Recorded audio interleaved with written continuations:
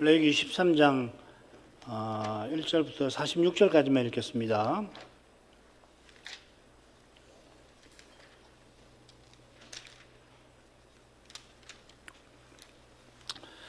여호와께서 모세와 아론에게 일러 가라사대 사람의 피부에 무엇이 돋거나 딱지가 앉거나 색점이 생겨서 그 피부에 문둥병같이 되거든 곧 제사장 아론에게나 그 자손 중 한 제사장에게로 데리고 갈 것이요 제사장은 그 피부에 병을 진찰할지니 환처의 털이 휘어졌고 환처가 피부보다 우묵하여졌으면 이는 문둥병의 환처라.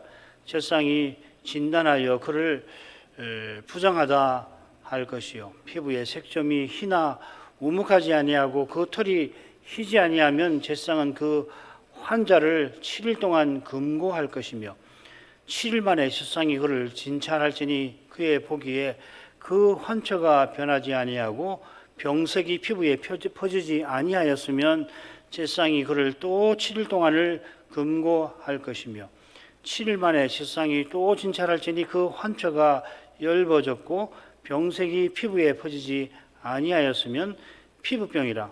제사장이 그를 정하다 할 것이요 그는 옷을 빨 것이라. 그리하면 정하리라. 그러나 정결한 여부를 위하여 제사장에게 보인 후에 병이 피부에 퍼지면 제사장에게 다시 보일 것이요 제사장은 진찰할지니 그 병이 피부에 퍼졌으면 그를 부정하다 진단할 것이라. 이는 문둥병임이니라.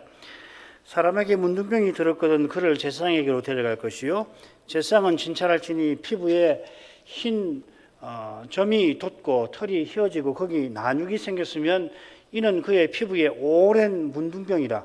제사장이 부정하다 진단할 것이요 그가 이미 부정하였은즉 금고하지는 않을 것이며 제사장의 보기에 문둥병이 그 피부에 크게 발하였으되 그 환자의 머리부터 발까지 퍼졌거든 그가 진찰할 것이요 문둥병이 과연 그 전신에 퍼졌으면 그 환자를 정하다 할지니 다 휘어진 자인즉 정하거니와 아무 때든지 그에게 나눅이 발생하면 그는 부정한즉 제사장이 나눅을 보고 그를 부정하다 진단할지니 그 나눅은 부정한 것인즉 이는 문둥병이며 그 나눅이 변하여 다시 휘어지면 제사장에게로 갈 것이요 제사장은 그를 진찰하여서 그 환처가 휘어졌으면 환자를 정하다 할지니 그는 정하니라.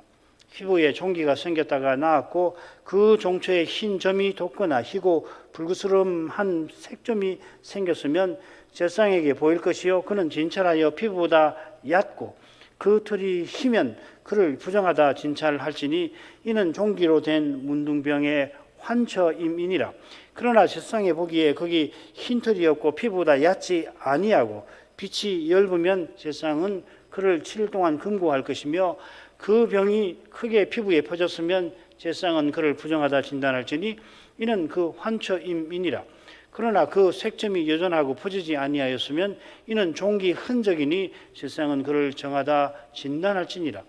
피부를 불에 데웠는데 그 댄 곳에 불그스름하고 희거나 순전히 흰 색점이 생기면 제사장은 진찰할지니 그 색점에 털이 희고 그 자리가 피부보다 우묵하면 이는 화상에서 발한 문둥병인즉 제사장은 그를 부정하다 할 것은 문둥병의 환처가 됨이니라.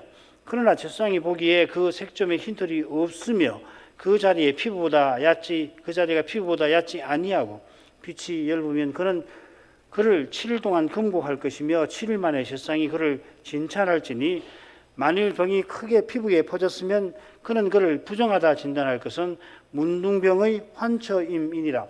만일 색점이 여전하여 피부에 퍼지지 아니하고 빛이 엷으면 화상으로 부은 것이니 제사장은 그를 정하다 할 것은 이는 화상의 흔적임이니라. 남자나 여자의 머리에나 수염에 환처가 있으면 제사장은 진찰할지니 환처가 피부보다 우묵하고 그 자리에 누르고 가는 털이 있으면 그는 그를 부정하다 할 것은 이는 옴이라. 머리에나 수염에 발한 문둥병임이니라.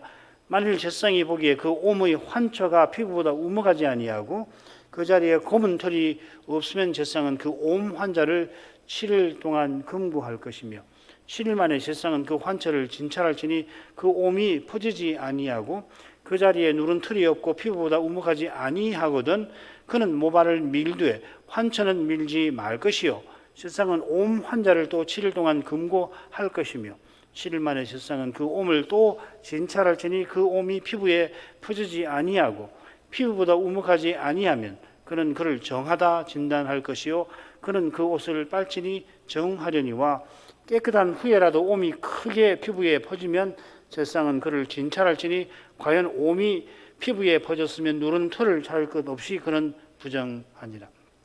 그러나 제사장이 보기에 옴이 여전하고 그 자리에 검은 털이 났으면 그 옴은 나았고 그 사람은 정하니 제사장은 그를 정하다 진찰할지니라. 남자나 여자의 피부에 색점 곧 흰 색점이 있으면 제사장은 진찰할지니 그 피부에 색점이 부유스름하면 이는 피부에 바란 어우럭이라 그는 정하니라. 누구든지 그 머리털이 빠지면 그는 대머리니 정하고 앞머리가 빠져도 그는 이마 대머리니 정하니라. 그러나 대머리나 이마 대머리에 희고 불그스름한 색점이 있으면 이는 문둥병이 대머리에나 이마 대머리에 발함이라. 제사장은 그를 진찰할지니 그 대머리에나 이마 대머리에 돋은 색점이 희고 불그스름하여 피부에 바란 문둥병과 같으면 이는 문둥 환자라 부정하니 제사장은 그를 부정하다 확실히 진단할 것은 그 환자가 그 머리에 있음이니라. 문둥 환자는 옷을 찢고 머리를 풀며 윗 입술을 가리우고 외치기를 부정하다 부정하다 할 것이요 병 있는 날 동안은 늘 부정할 것이라. 그가 부정한즉 혼자 살되 짐 밖에 살지니라. 거기까지입니다. 문둥병 정결법은 정결법전 한가운데 나올 뿐만 아니라 분량이 가장 깁니다. 115절이나 됩니다. 이 정결법전만 아니라 레위기 전체에서도 역시 그러합니다. 참고로 백성을 위한 제사규례 1장 1절부터 6장 7절까지인데 거기 다 절수로 해봐야 107절로 이 문둥병 정결법보다 약간 짧습니다.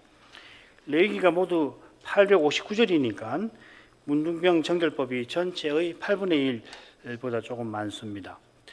아울러 문둥병이 세 가지 부정의 아버지 중에서 가장 중대한 것이라는 점도 이 정결법이 정결법전에서 무거운 비중을 차지하는 사실에 이바지할 것입니다. 줄거리를 간단히 보죠. 1절은 머리말입니다. 여호와께서 모세와 아론에게 이르셨다 하는 거고, 그 다음에 이제 문둥병의 이 진단과 조처가 2절부터 13장 마지막 59절까지인데 두 종류입니다. 사람의 피부에 발생한 것과 옷에 발생한 문둥병입니다. 그리고 14장 1절부터 32절에는 이 특별히 피부에 문둥병이 생겼다가 나은 이 사람이 치르는 정결 예식이 길게 자세히 나옵니다. 그리고 14장 33절부터 53절은 다시 문둥병을 진단하고 조처하는 내용이 나오는데 이번에는 집에 발생한 색점, 번역은 색점이라고 했지만은 결국 문둥병이라고 되어 있습니다. 그리고 14장 54절부터 57절까지는 머리 맺은 말이 되겠습니다. 여기 이 문둥병이 오늘날 우리가 아는 한센병만 아니라 하는 것이 옷이나 집에 생긴 곰팡이에서도 확인됩니다만 똑같은 용어를 씁니다. 문둥병이라는 말을. 사람의 피부에 발생한 여러 증세를 봐서도 그러합니다. 이 정결법은 말씀드린 대로 사람의 피부와 옷에 발생한 문둥병하고 집에 발생한 문둥병을 분리시켜서 다루는 한편 그 사이에 사람의 피부에 발생한 문둥병이 나을 경우 환자가 그러니까 병에서 나은 사람이 밟아야 할 정결 절차가 가운데 있습니다. 이 절차를 보면 심지어 대지상의 임직식과 맞먹을 정도로 복잡하고 중대합니다. 이런 데서도 이 정결법에서 가장 중요한 것이 사람의 피부에 발생한 문둥병이라는 걸 알게 됩니다. 이 문둥병이 제사 제도에서 어떤 상징적 의미를 지니는가 이거 살피는 것이 중요하겠죠. 1절로 가십시다. 머릿말입니다. 여호와께서 모세와 아론에게 일러 가라사대 음식 정결법이나 유출병 정결법처럼 모세와 아론에게 여호와께서 이 법을 이루시는데 백성에게 과하여 이르라 하시지는 않습니다.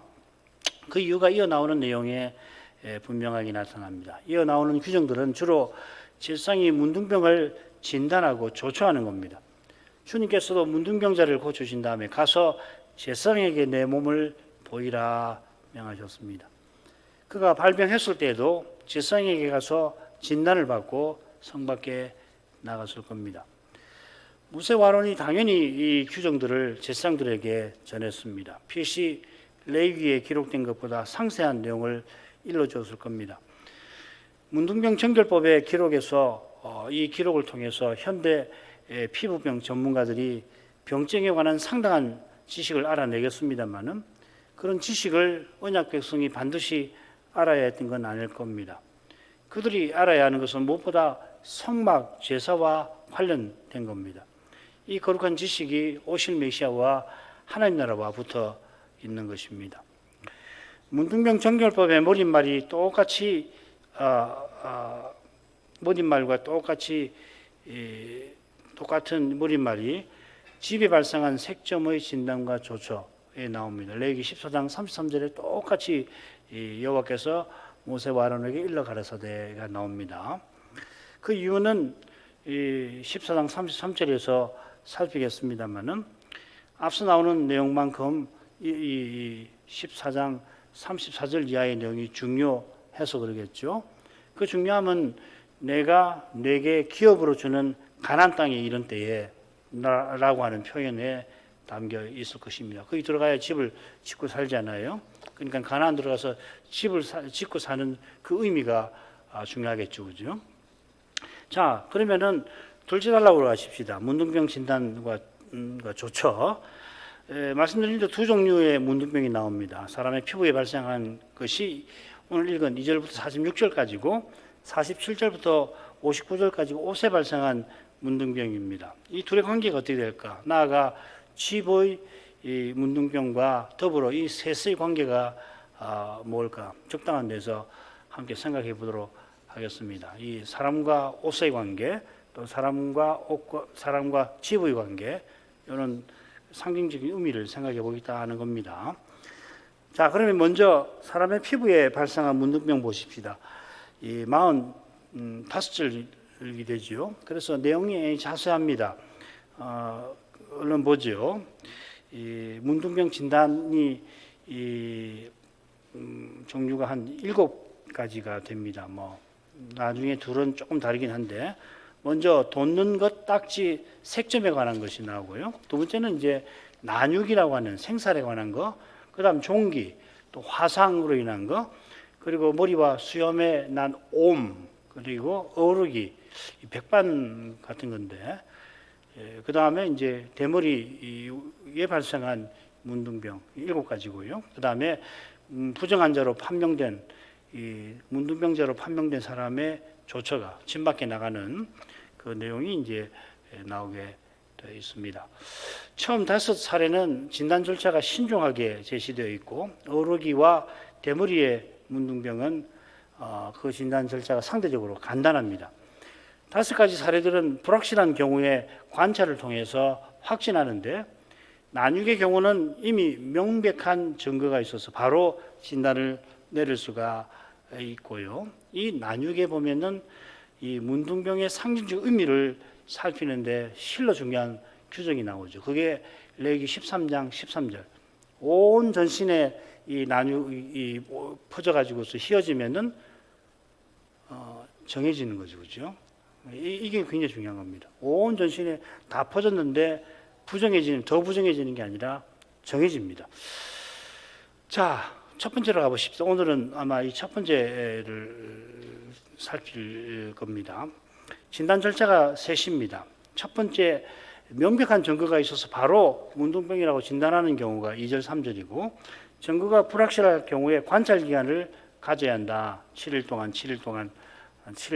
그렇죠? 그 다음에 이제 관찰 후 재발하게 되면은 이 부정하다고 진단해야 한다. 이 셋으로 나눠보겠습니다. 먼저 첫 번째죠. 명백한 증거에 의한 즉각적인 진단. 2절부터 2절 3절 읽겠습니다. 사람의 피부에 무엇이 돋거나 딱지가 앉거나 색점이 생겨서 그 피부에 문둥병같이 되거든 곧 제사장 아론에게나 그 자손 중 한 제사장에게로 데리고 갈 것이요 제사장은 그 피부의 병을 진찰할지니 환초에 털이 휘어졌고 환초가 피부보다 우묵하여졌으면 이는 문둥병의 환초라 제사장이 진단하여 그를 부정하다 할 것이요. 이 사례가 이 문둥병 전체의 서론 같습니다. 무엇이 돋거나 딱지가 앉거나 색점이 생기는 것 여기만이 아니라 이어지는 6사례에 다 나옵니다. 어떤 것은 나오기도 안 나오기도 하는데 제가 열거를 해놨으니까 한번 참고해 보시기 바랍니다. 예를 들면 돋는 것 같으면은 이 사례도 있고 2번 두 번째 사례, 세 번째, 네 번째, 일곱 번째 이 돋는 것이라는 표현이 나옵니다. 그리고 이 색점이라고 하는 것은 첫 번째, 세 번째, 네 번째, 여섯 번째. 그런데 이 돋는 것이 이 14장 56절에서는 붓는 것이라고 번역이 되어 있고요. 그다음 딱지 않는 것은 피부병이라 이 번역이 되어 있고, 그다음에 색점 생기는 것은 그냥 색점이라고 이렇게 번역이 되어 있습니다. 이게 조금 아쉬워요. 이렇게 일관되게 번역을 해놓으면은 훨씬 연관성을 찾기가 쉬운데 우리 한글 개역은 굉장히 좀 혼동스럽게 되어 있습니다. 게다가 이제 이 문둥병이라고 번역된 말이 여러 가지로 번역되니까 사실은 어려움은 게다가 이 지금 말씀드린 색점도 하고도 혼동되기도 하고 그러니까 굉장히 혼동스러운 것이 사실입니다. 아쉽긴 하지만 뭐 이 번역상 불가피한 면도 있죠. 자, 우선 이 사람의 피부라는 표현을 한번 보십시다. 먼저 이 사람이라 하고 나오는데 히브리 말로 여러분 다 아시는 아담입니다. 이 아담이란 말이 이 레위기에 15번 나오는데 1장 2절 제사제도 맨 처음에 나오고요. 그것을 제외하면은 어디 나오냐면 부정 거룩함의 침해의 맥락에서 나와요. 한번 쭉 찾아보시면은 확인이 될 겁니다. 사람을 가리키는 다른 히브리어 표현이 있습니다. 이쉬라든지 또 여러 가지 몇 가지 또 네페시도 있고 하여튼 또 있는데 굳이 이 아담을 왜 썼을까? 이 아담이 금령을 어겨서 하나님의 거룩하심을 침해하고 그 결과로 죽음의 상태, 하나님을 떠난 상태에 있었던 것을 넌지시 가리키는 것이 아닌가 생각됩니다. 돌려 생각하면 여호와께서 아담을 지금 여호와께서 일러주시는 말씀이니까 아담이라는 표현을 여호와께서 쓰신 것은 모세율법에서 정결함과 거룩함의 의미가 아담과 그의 타락과 붙어 있기 때문인 것 같습니다. 둘째로 피부라고 새긴 표현은 두 낱말로 되어 있습니다. 이 오르라고 하는 말이 피부라는 말이고요. 그 다음에 바사르, 붙여 읽으면 오르 버사르라고 이렇게 발음이 좀 달라집니다. 출산 정결법의 양피라고 하는 표현, 그 두 낱말이죠, 그죠? 양피의 살인데 우리말은 양피 하나만 나왔죠. 여기 피부는 살의 가죽, 살의 피부라고 되어 있습니다. 이 오르라고 하는 말은 제사 드리는 짐승의 가죽이나 혹은 가정에서 쓰는 짐승의 가죽, 또 이 사람의 피부를 가리킵니다. 그런데 레위기 13장에 9번 이 살, 몸의 피부라고 나와요. 이 바사르라고 하는 말, 이 살이죠. 육이라는 건데 문둥병 정결법에 18번 나오니까 이 피부와 붙어서 함께 9번 나오고 별개로 9번 더 나옵니다. 그러니까 희한하게 딱딱 떨어지죠. 그죠? 9번. 이것은 우연이 아닙니다. 사실은. 이 숫자가 얼마나 일치하는 거 보면 모세가 쓸 때에 이 횟수까지도 다 고려하고 썼을 가능성이 훨씬 높습니다. 왜냐하면 통계적으로 이런 우연은 쉽지 않거든요. 자, 이건 뭐 다른 문제니까 넘어가십시다. 그만큼 이 성경이 아주 정교하고 꼼꼼히 읽어야 합니다. 사실은 우리가 성경이 하나님 영감으로 되었다. 모든 성경이 하나님 영감으로 되었다. 낱말 하나도 다 영감의 산물이라고 이야기하는데 말은 그렇게 하고 성경은 대충 읽으면 곤란하지 않겠습니까? 그런데 얼마나 꼼꼼하게 읽어야 되는가?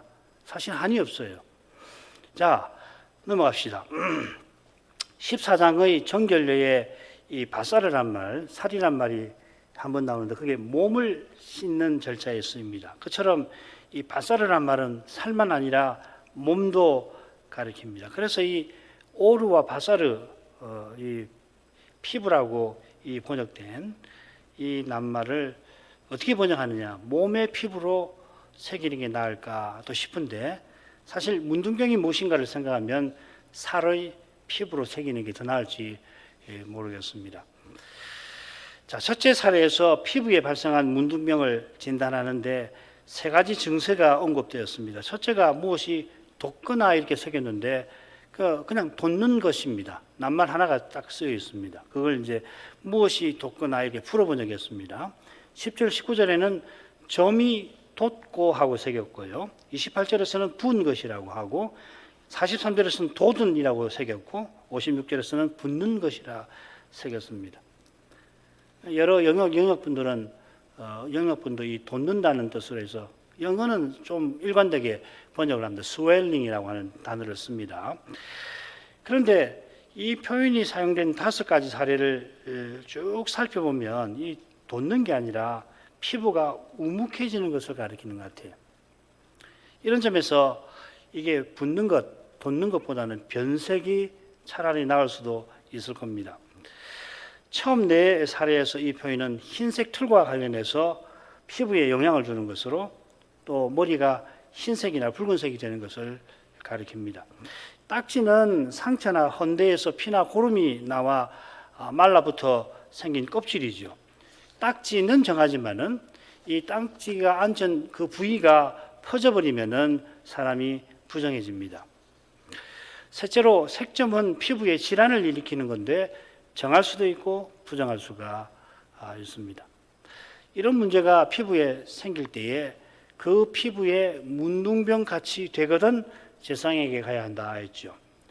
그러니까 제사장에게 가서 진단을 받아야 해서 문둥병 같이 된다 이렇게 한글 개역 번역하시는 분이 새긴 것 같은데 원문 어떻게 했냐면 문둥병이 된다 이렇게 되어 있습니다. 이 문둥병이라고 새긴 표현이 자꾸 오늘은 히브리어를 많이 써서 미안한데 내가 차라아트라는 말입니다. 이 낱말이 함께 나오는 경우가 13번이고 독립적으로 나올 때 이 차라아트라는 말이 16번, 내가라고 하는 표현은 무려 48번이나 13장에 나오고 있습니다.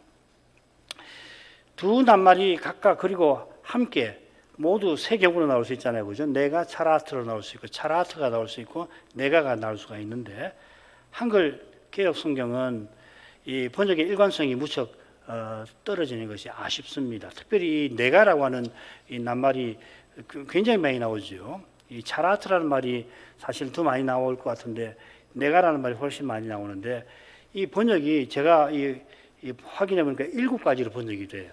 그러니까 상당히 병, 환처, 심지어 환자도 되고요.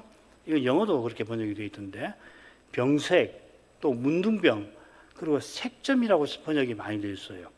14장에 보면 14장에 특별히 색점이라고 많이 번역되어 있고 또 13장 45절은 사실은 이게 어디까지 번역했는지 식별하기 어려운데 문둥이까지 문둥이라고 이렇게 번역을 해놓은 것 같습니다. 먼저 이 문둥병이 정확히 무엇이고 성막제사와 관련해서 어떤 제사의식적인 의미가 있는지를 살펴야 되겠습니다. 문둥병은 말씀드린 대로 한센병을 포함하는 다양한 피부 질환입니다.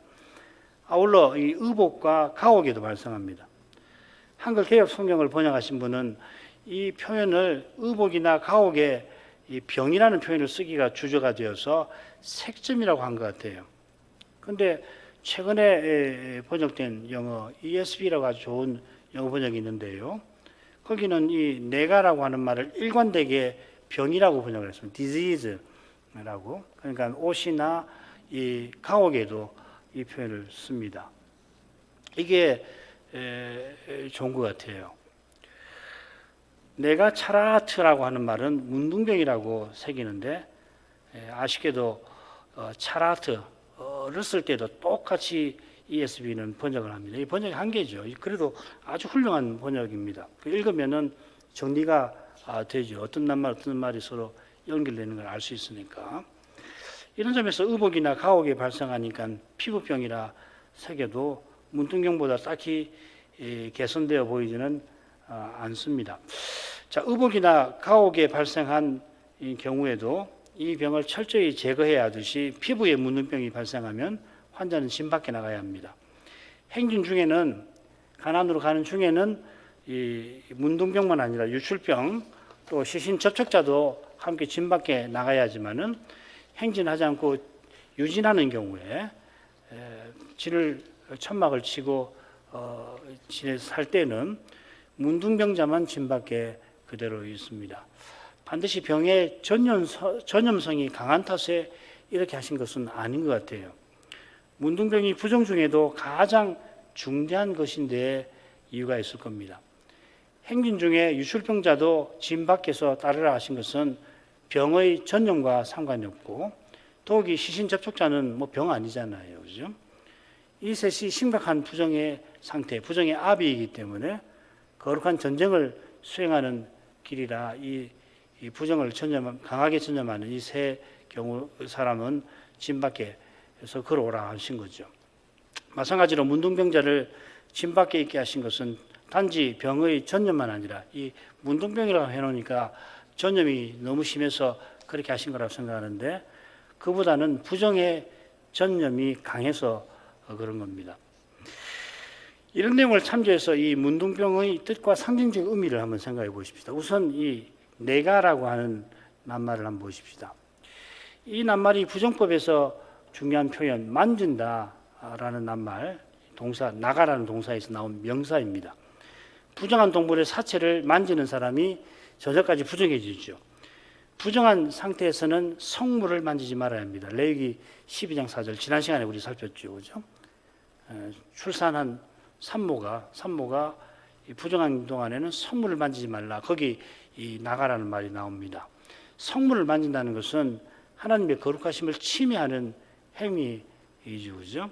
무슨 말이냐면 출산 정결법을 말씀하실 때 이미 문둥병 정결법을 염두에 두고서 이 표현을 쓰신 것 같다 이 말입니다.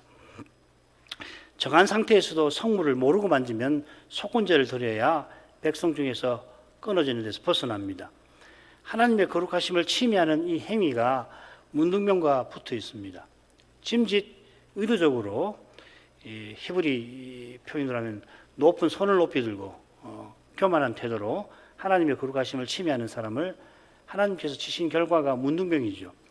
역대하 26장 20절 대제사장 아사랴와 모든 제사장이 왕의 이마에 문둥병이 발하였음을 보고 전에서 급히 쫓아내고 여호와께서 치심으로 왕도 속히 나가니라. 지금 우시아 왕 이야기죠, 그렇죠?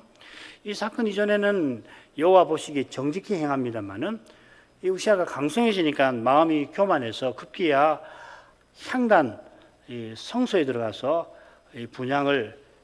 성소에 들어가 분향을 하려고 합니다. 이 행위를 가리켜서 여호와께 범죄했다 표현하는데 이 범죄했다는 낱말이 속건제 규례에 나오는 말이죠, 그죠? 이 속건제하고 속죄제를 구별하는 중요한 표현입니다. 이 마할이라는 말, 이 죄는 하나님의 거룩하심을 침해하는 행위를 가리키는 말입니다. 대제사장이 성소에 들어가는 왕을 막지만 우시아가 손으로 향로를 잡고 분향하려 합니다. 바로 그때 왕의 이마에 문둥병이 발하는데 선자는 여호와의 전안 향단 곁 제사장 앞에서 발하였다. 이렇게 어떻게 보면 장황하지만 매우 중요한 표현을 쓰면서 강조를 합니다. 대제사장이 왕을 급히 쫓아내고 왕도 속히 나가는데 여호와께서 그를 치셨기 때문입니다. 이 치셨다는 낱말에서 문둥병, 내가, 이 병이라는 말, 이 내가가 나옵니다. 그래서 이 내가라고 하는 말은 병 혹은 재앙을 뜻합니다. 그런데 이 낱말 없이 이 차라트라고 하는 말 자체가 문둥병, 피부 질환을 가리킵니다. 그래서 역대하 26장 19절을 보면 내가라는 표현이 나오지 않고 차라트라는 이 낱말을 써서 문둥병이라고 표시했고 20절에서는 동사가 나와요. 이 차라라는 말인데 문둥병이 바라다 하는 말을 씁니다. 내가라는 말은 나오지 않고 치졌다는 말만 여기 나옵니다. 그런데 문둥병 정결법에서는 차라트보다 내가가 3배나 많이 나오고 있죠. 이것은 문둥병이 앞서 살핀 상징적 배경과 붙어 있음을 암시하는 겁니다. 여호와께서 치신 결과라고 하는 것을 암시하는 겁니다. 이것과 비슷한 사건이 미리암이 모세를 비방하여 여호와의 거룩하심을 침해하는 것이죠. 여호와께서 미리암에게 노하시니까 미리암이 문둥병에 걸립니다. 그의 모습을 모세는 어떻게 묘사하느냐면 살이 반이나 썩고 죽어서 모태에서 나온 자 같아 하였습니다.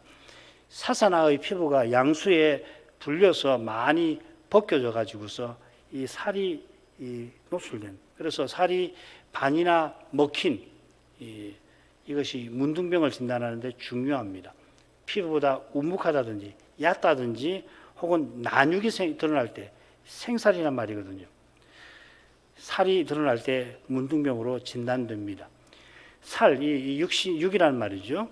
이 바사르란 말은 육신이 된 사람을 가리키죠. 창세기 6장 3절입니다. 이런 데서 문둥병을 가장 중대한 부정의 상태로 정하신 뜻을 어느 정도 헤아릴 수가 있겠습니다. 문둥병이 되면 제상 아론이나 그 자손 중 한 제상에게 데리고 가야 합니다. 이 말은 뭐냐면 이 문둥병이 발생하면 제상이 반드시 알려야 한다는 표현입니다. 이 사람이 데리고 가야 된다 이 말은 아닙니다. 알려야 된다는 말입니다. 알리면은 제상이 주도해서 문둥병자를 진단하고 그 결과를 따라 조처하게 될 겁니다. 가도 혼자 가야 되겠죠, 그죠? 이어 제상이 그 피부의 병을 진단합니다. 그 몸의 이 피부에서 그 병을 살핀다 이렇게 되어 있습니다. 요컨대 부정의 상태를 가리키는 핵심 표현들이 여기 사용되었습니다. 제상이 관찰하니까 그 환처의 털이 휘어졌고 환처가 피부보다 우묵하여졌으면 문둥병의 환처입니다. 이 내가라는 말이 3번이나 쓰였습니다. 환처가 피부보다 우묵하다는 것은 피부 아래 바사르가 밖으로 드러난 것을 가리킵니다. 아울러 환처의 털이 휘어진 것이어야 합니다. 이 내용을 두고서 의학 권위자들의 설명에 기대기도 하고 유대교 라피 문헌에 기대기도 해보지만 딱히 납득할 만한 해석을 얻기가 힘듭니다. 의학 권위자들에 따르면 피부 질환으로 털이 희게 되지 않는다는 겁니다. 비듬이나 건성 같은 걸 거라 추측하지만 그건 추측에 불과하지 성경과 다릅니다. 다만 흰 털 또 휘어졌다라고 하는 것은 거룩함과 영광을 상징하는데 그 점에 관심을 기울일만 합니다. 흰 털이라고 하는 것은 여호와께서 치신 결과를 가리킬 수도 있습니다. 특별히 이 두 번째 난육에서 그 점을 생각할 겁니다. 거룩한 것에 접촉하면 거룩해집니다. 정당하게 접촉하면 죽지 않아야 할 뿐만 아니라 더욱 하나님께 가까이 나아갈 수가 있습니다만은 거릇되게 접촉하면 죽지요. 이게 이제 속건제와 관련이 되었습니다. 이 두 번째 사례에서 이 점은 더 볼 겁니다. 그 다음 4절부터 6절로 가겠습니다. 피부에 색점이 희나 우묵하지 아니하고 그 털이 희지 아니하면 제상은 그 환자를 7일 동안 금고할 것이며 7일 만에 제상이 그를 진찰할지니 그의 보기에 그 환처가 변하지 아니하고 병색이 피부에 퍼지지 아니하였으면 제상이 그를 또 7일 동안을 금고할 것이며 7일 만에 제상이 또 진찰할지니 그 환처가 엷어졌고 병색이 피부에 퍼지지 아니하였으면 피부병이라 제상이 그를 정하다 할 것이요 그는 옷을 빨 것이라 그리하면 정하리라. 문둥병에 명백한 증거가 없으면 제상이 관찰을 합니다. 먼저 피부에 색점이 희나 우묵하지 않고 그 털이 희지 아니할 경우에 제상은 환자를 7일 동안 금고해 놓습니다.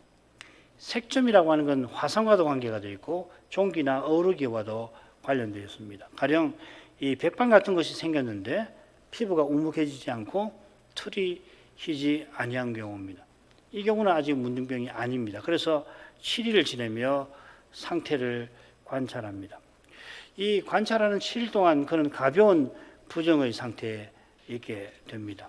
7일 동안의 관찰 기간을 3번 지나서 색점이 퍼지지 않았으면 문둥병자가 아닙니다.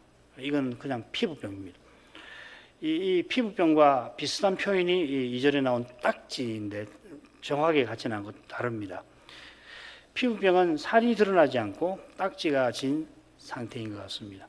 그래서 정한 상태가 되지만은 옷을 빨아야 한다. 가벼운 부정의 상태에 있단 말이죠.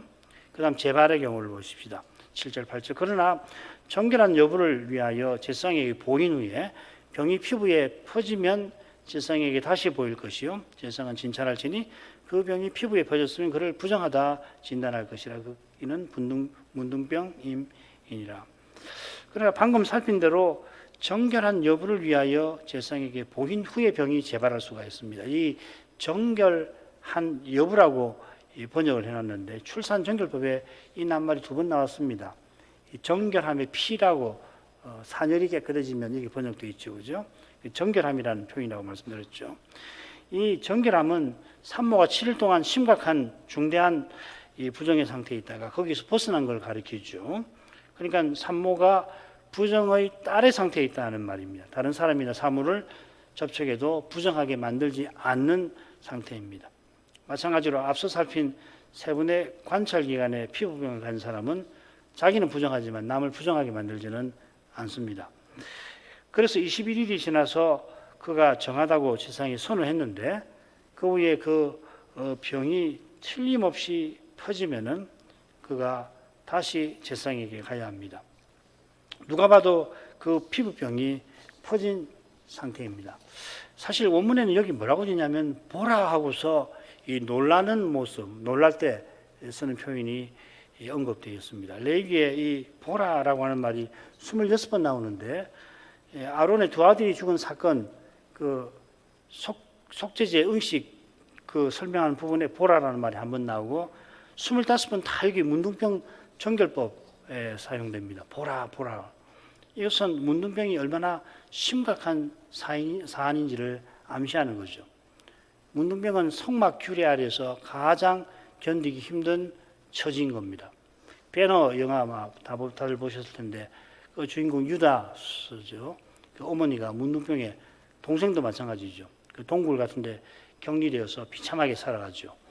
그 주인공이 수소문 끝에 그 어머니와 동생이 있는 곳을 알고 다가갈 때에 어머니가 울부짖으면서 아들의 이름을 부르면서 다가오지 말라고 하죠. 물론 뭐 주인공은 다가가서 어머니를 예수님께로 이끌고 갑니다만은 가족을 떠나서 지내는 것도 비참합니다만은 언약 백성에게는 그보다 비참한 일이 있습니다. 그건 병이 있는 동안 성막 제사에 나가지 못하는 일입니다. 성막 제사에 참여하지 못하더라도 다니엘이 무너진 성전이 있는 곳을 향하여 기도한 것처럼 문둥병자도 하나님의 은혜와 자비를 구할 수 있습니다.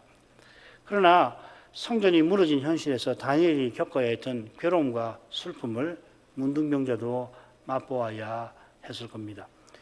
다니엘이 겪은 슬픔은 자기 백성이 여호와의 거룩하심을 침해한 탓에 여호와께서 자기 백성을 치셔서 우상 섬기는 나라에서 종살이하는 그런 괴로움이죠.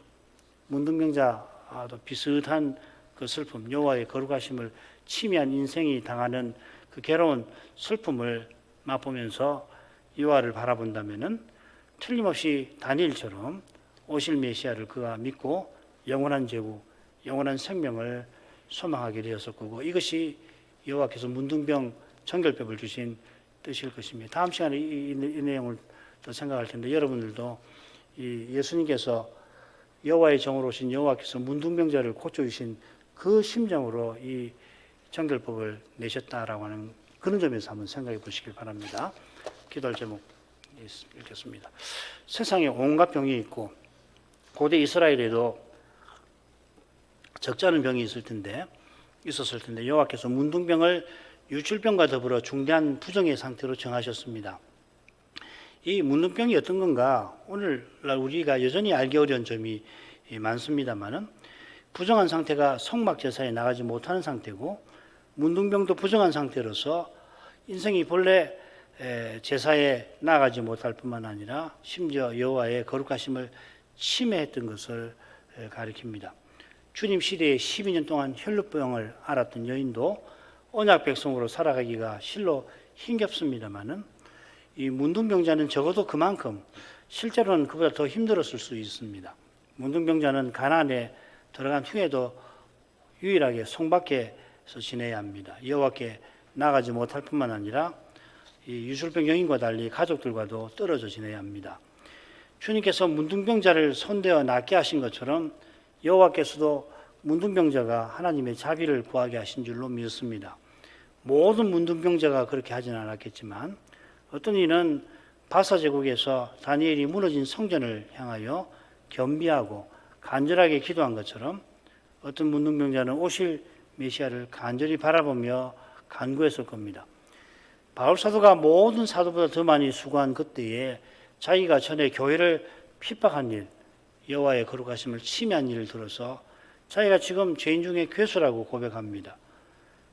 그 일에 우리의 죄가 심히 죄되었던 것을, 여호와의 거룩하심을 침해하는 죄가 얼마나 심각하고 제약된 것인가를 사도가 잊지 아니한 겁니다마는, 날마다 인생의 죄가 하나님의 거룩하심을 침해하는 이 점을 바울은 늘 주의하여 살피고서 날마다 자기를 부인한 줄로 믿습니다. 특별히 하나님 뜻을 이루노라, 하나님 영광을 위한다면서 사람의 힘과 꾀로 행하기가 참 쉬운데 그게 얼마나 죄되는 것인가를 늘 명심하는 것이 우리 시대에는 실로 절실하다 생각합니다. 이런 은혜를 구하도록 힘써야 할 것입니다. 신학교와 신학생을 위해서도 기도해 주시길 바랍니다.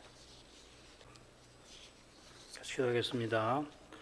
자비하신 아버지, 이날 문둥병 정결법을 살필 수 있게 해주셔서 감사드립니다. 우리 주님께서 산에서 하나님 나라와 종말에 관한 교훈을 베푼 후에 문둥병자를 만나서 그에게 손을 대며 그를 낫게 하신 그 일을 생각하게 됩니다. 마태 사도가 이 표적을, 여러 표적들을 함께 전하는 그 처음에 기록할 때 틀림없이 우리 주님께서 인생을 얼마나 사랑하시며 우리의 그 비참한 형편을 살펴주시는지를 전하려 했던 것이 분명합니다. 주님의 사랑은 놀라운 기적을 행하여 의사가 의원이 낫게 못할 병들을 고쳐주시는 바로 그 길에서 우리의 질고를 주님이 지신 바로 그 사실에 실로 놀랍게 나타납니다. 마태 사도가 이사야 53장의 예언이 십자가만 아니라 주님의 표적들에서도, 그 위대하신 기적들에서도 이루어진 것을 전하는 거기서 우리에게 계신 대지상께서 우리를 능히 체휼하시는 분이심을 생각하도록 이것입니다. 주님의 이런 그 따뜻한 사랑의 심정에서 문둥병 정결법을 내신 줄 믿습니다. 주님께서 12해 혈루증을 앓던 여인을 낫게 하셨는데 문둥병자는 이 여인만큼 어쩌면 그 여인보다 더욱 힘겨운 삶을 살아갔을 것 같습니다. 여인이 얼마나 병을 낫고자 가진 재산을 다 쓰게 되었는지 성경이 전하고 있는데, 그걸 보면 이 병 때문에 여인이 언약 백성 가운데에서 실로 힘든 삶을 살았던 것을 능히 짐작하게 됩니다. 여인의 식구들도 처음에는 이 여인을 동정하였겠고, 부모님이 살아계셨다면 누구보다 그 여인의 처지를 헤아리며 끝까지 도와주려고 했었겠습니다마는, 그럴지라도 언약 백성들이 여인을 하나님께 저주받은 사람이라 취급할 뿐만 아니라 더욱이 12해 하나님께 나아가 예배하지 못하고 급기야는 재산도 다 소진하였는데 병은 더욱 깊어졌으니 여인은 누구에게도 위로와 도움을 받지 못했을 것입니다. 주님께서만 여인의 그 슬프고 괴로운 심정을 헤아려 주시고 그의 병을 낫게 하실 뿐만 아니라 그 병이 나은 것을 많은 사람들 앞에 널리 알려서 여인이 다시는 언약의 나라에서 위축되지 않게 하실 뿐만 아니라 남은 생에 주님과 주님 나라를 위하여 살게 하신 줄 압니다. 여호와의 종이 되신 여호와께서 이런 거룩한 목적을 위하여 문둥병을 부정의 상태로 정하셨고 또 문둥병 정결법을 내신 줄 믿습니다. 필시 문둥병에 걸린 사람이 혈루증 여인보다 더 힘겹게 성전 제사에 참여 못할 뿐만 아니라 성 밖에 나가서 가족들과도 함께 지내지 못하고 살아야 했겠지만은, 그러나 문둥병에서 회복될 때에 대제사장 임직식에 버금가는 그런 정결 의식을 제정해 주신 것을 보면, 그도 대제사장처럼 언약의 나라에서 거룩한 사명을 이루며 살게 하신 그 하나님의 인자하심을 바라보도록 하신 줄로 압니다. 훗날 언약 백성이 배도하여서 하나님의 거룩하심을 침해한 탓에 우상 섬기는 나라에 사로잡혀 갔을 때, 다니엘은 대제국의 총리가 되었어도 무너진 성전을 향하여 기도하였습니다. 예레미야를 통하여 약속하신 그 예언을 기억하고서 그 약속이 다 이루어지는 저 복된 미래를 다니엘이 기도하며 바라보았을 것입니다. 성전을 향하여 기도한 탓에 정적들이 다니엘을 죽일 꾀를 내었고, 그들의 꾀가 얼마나 고약한지 황제가 그 사정을 알아도 그들의 악한 계획을 꺾을 수가 없게 되어서 다니엘을 사자굴에 결국은 던져 넣었지만, 하나님께서 사자들의 입을 봉하여서 자기 종을 보호해 주셨고, 그를 통하여 여호와께서 사실은 하나님이시며 여호와의 나라는 망하지 아니하는 그런 나라인 것을 다리오 황제가 심지어 조서를 통하여 온 나라에 전하도록 하셨습니다. 그처럼 문둥병에 걸려서 성전 제사에도 참석하지 못하고 사랑하는 이들과도 떨어져 지내야 하는 그런 처지에 놓였을지라도, 하나님께서 이 문둥병 정결법을 통하여서 주의 자비와 신실하심을 바라는 그에게 오실 메시아와 영원한 제국을 바라보게 하시며, 그가 처한 가장 비참하고 불쌍한 생활에서도 거룩한 사명을 이룰 길을 이미 내셨을 줄로 믿습니다. 우리 하나님의 거룩하신 영광을 저희가 간절히 바라게 하옵소서. 우리가 처한 현실은 주의 이름이 교회들로 말미암아 크게 조롱당하는 그런 끔찍한 현실이 되었습니다마는, 이런 두려운 현실에서도 오직 그리스도를 전심으로 모시는 교회와 신자를 통하여 우리 하나님께서는 이제도 신비한 능력을, 영광을 친히 드러내실 줄 믿습니다. 이 영광을, 이 거룩한 영광을 특별히 예배에서 저희가 꼭 배울 수 있도록 은혜 베풀어 주시옵소서. 예수님 이름으로 기도합니다. 아멘.